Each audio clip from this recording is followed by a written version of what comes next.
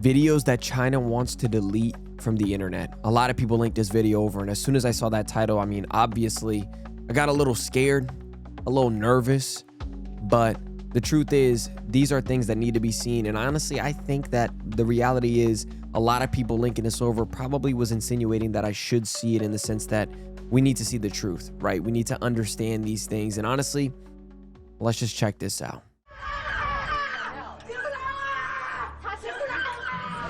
Napapanood mo ngayon ang isang leaked video mula sa loob ng isang secret Chinese prison. Ang China ay isa sa mga pinakamalihim na bansa sa mundo. Ngunit ngayon ay mapapanood mo ang ilang mga leaked video mula sa China na hindi dapat makita ng siniman. Mula sa secret footage ng nakapangingilabot na planong pagsalakay ng China sa Taiwan hanggang sa nakakatakot na video ng mga lockdown sa China. Oh my gosh, there were so many things going on, especially with them in Taiwan. Taiwan is kind of like a remembrance for China of what they've lost before. We watched the video on that, and just realizing that fact is insane. And knowing that China obviously does not like that idea that they lost Taiwan before, and it serves as a reminder that they have lost that battle and they just want to so bad to take Taiwan. It's kind of scary, man. It's really scary.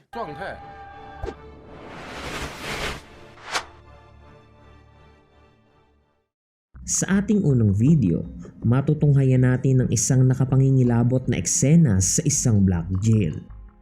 Alam mo ba katropa na sa buong China ay mayroong mga secret prison na tinatawag na black jails? What? Ang mga bilangguang ito ay hindi kontrolado ng central government ng China. Sa halip, ang mga ito ay kontrolado ng mga local politicians. They're breaking in to break out prisoners Oh my from gosh. what's known as a black jail. Kadalasan, ang mga nakukulong sa mga black jail na ito ay mga nagpoprotesta o karibal sa politika. Oh man, of course they would do that. They do the same thing in North Korea, but actually they go even worse than this. And I think this serves as one of those things where the Philippines actually was involved with the US trying to stop China from trying to take over Taiwan. And just imagine what they would do with the people who might fight back with Taiwan trying to help. Like, I don't even want to imagine. And obviously war in general is just a terrifying thing, but knowing the capabilities of some countries and what they will do to silence or stop is just so terrifying. And honestly, to me, I feel like I always want to reiterate, like, bro, we're all human, but when humans lose their sight of humanity, like, the things that start happening are terrifying. It just feels like it's not human, which is almost what this feels like, right? Noong 2009, isang reporter ang nagpunta sa isa sa mga sinasabing black jail ng China at nakuha niya ang address mula sa isang dating detainee. At nang siya ay makarating doon, ganito ang nangyari.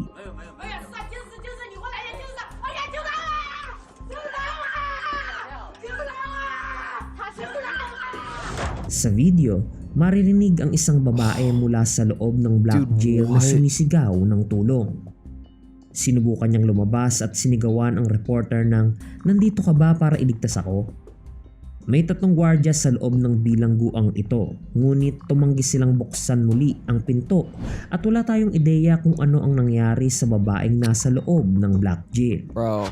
Ginawa ang mga bilangguang ito nang sa ganon ay hindi na kailangang sundin pa ng mga pulis ang batas na humahantong sa hindi makataong pagtrato sa mga bilanggo. Ang mga bilanggo ay karaniwang nakukulong sa loob ng mga black jail sa loob ng ilang buwan hanggang ilang taon. Bagaman tinatawag na secret prison ang mga bilangguang ito, alam ng lahat ng tao na nag-e-exist ang mga ito. Gayunpaman, walang pakialam ang gobyerno kung alam ito ng lahat dahil alam nila na ang takot na makulong sa isa sa mga bilangguang ito ay sapat na para pigilan ang sinuman na magprotesta at yan mismo ang nais ng gobyerno ng China. Oh, dude. Next, panoorin naman natin ang leaked video ng sinasabing invasion plan ng China sa Taiwan. Ang leaked video na ito ay nai-record noong 2022 at ipinapakita sa footage ang pag-uusap-usap ng mga Chinese commander tungkol sa planong pagsalakay ng China sa Taiwan. Matibay ang paniniwala ng China na pagmamay-ari nila ang Taiwan at sinabi pa ni Xi Jinping, presidente ng China, na malapit nang magsamang muli ang China at Taiwan. Oh dear. Ang 57-minute video ay nagpapakita ng isang top secret military meeting. Maririnig sa video na tinatalakay ng mga top commander ng China ang mga estratehiya kung papaano lulusubin ang Taiwan. Sinasabi rin nila sa video na hindi sila magdadalawang isip na magsimula ng digmaan at durugin ang soberanya ng Taiwan. Kamakailan, isang US general ang nagbabala at sinabing naniniwala siyang sasalakayin ng China ang Taiwan sa 2025.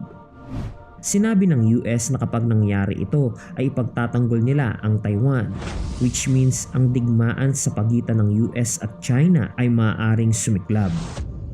Next, tingnan naman natin ang isang footage na lihim na kinuhanan sa isang prison camp sa China.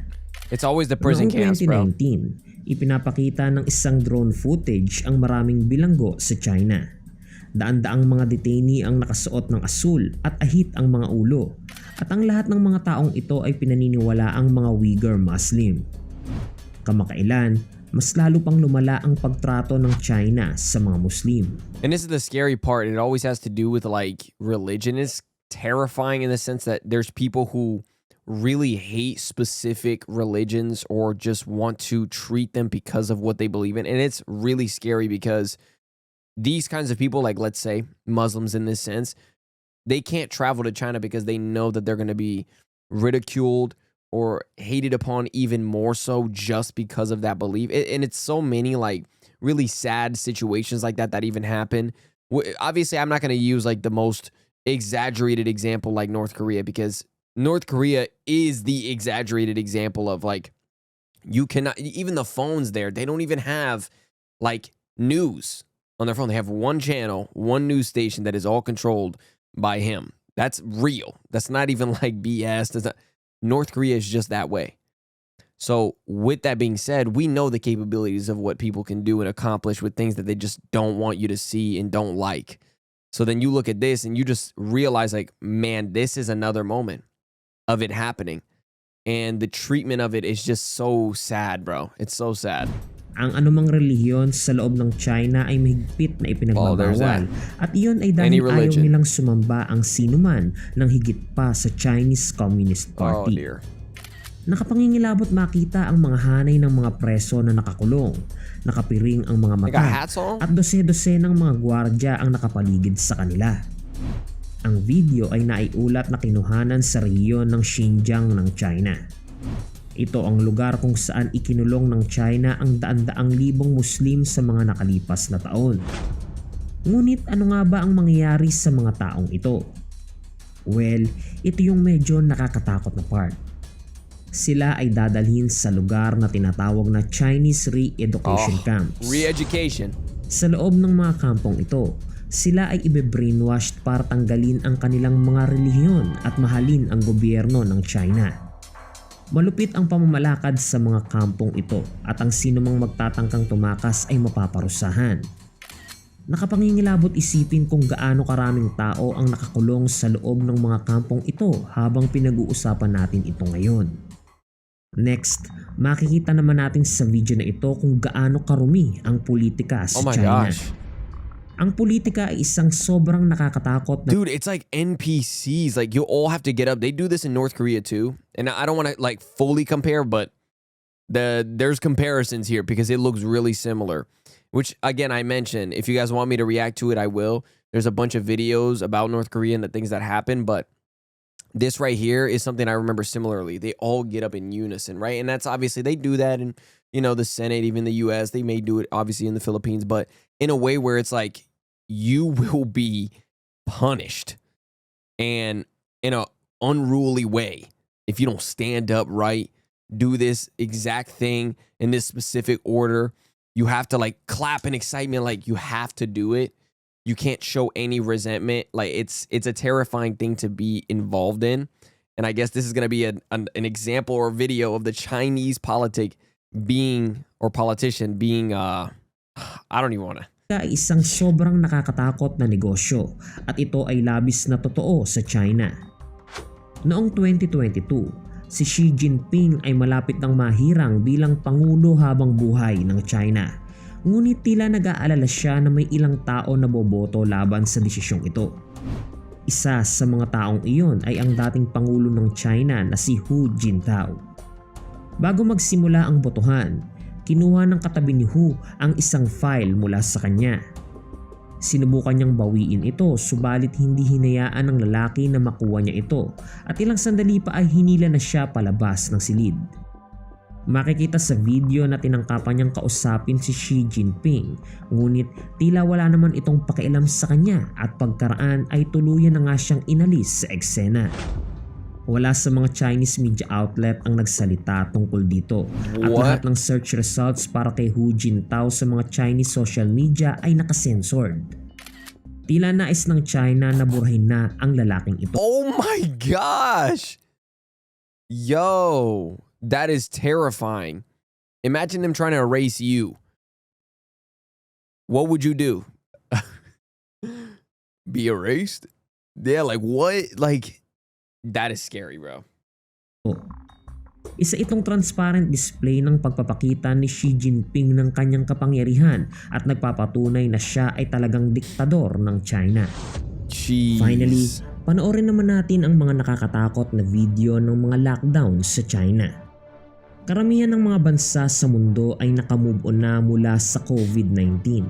Ngunit sa China, inilalockdown pa rin nila ang lahat sa bansa. Kung ang isang tao ay na-infect, ang buong gusali ay ilalockdown kasama ang lahat ng mga empleyado sa loob nito. Nagrereklamo sila na wala silang pagkain o tubig at ilang araw na nilang hindi nakikita ang kanilang mga pamilya. Oh my gosh. Sa video na ito, makikita mo ang mga factory worker na tumatakas mula sa naka-lockdown na pabrika. Oh, dude. Ang mga tao ay ikinukulong din sa kanilang mga apartment sa loob ng maraming araw na humahantong sa mass shrieking sa gabi. 因为所有个人，你都不晓得这个状态。 Ito ay mga galit na residente ng Shanghai. Hindi nila matanggap na palagi silang ikinukulong sa loob ng kanilang mga apartment sa tuwing mayroong isang residenteng mai-infect sa gusali. Such a Kaya horrifying thing. wala silang ibang choice kundi isigaw na lamang ang kanilang mga galit at pagkadismaya tuwing gabi. Ngayon, oras na para marinig ang boses mo, katropa. Sa tingin mo, alin sa mga video na ito ang pinaka-shocking? I-comment lang ang iyong Yeah, I want to know your guys' thoughts. A lot of these were actually really scary and kind of sad, man, because there's more still happening. There's probably even worse still happening. And I think that it's terrifying to realize, but all of these honestly were scary in their own way. But of course, you guys let me know your thoughts in the comments below. I love you guys. Be respectful, of course. I really, really do love you guys. Till next time, peace. How good you been living? Wait, how good you been living? I've been living too good for you. I've been living too. Did what I did and I do it again. Every move that I make, I ain't feeling repent. Nobody believes to believe it's a friend, and you question your moves like you really won't end. Really?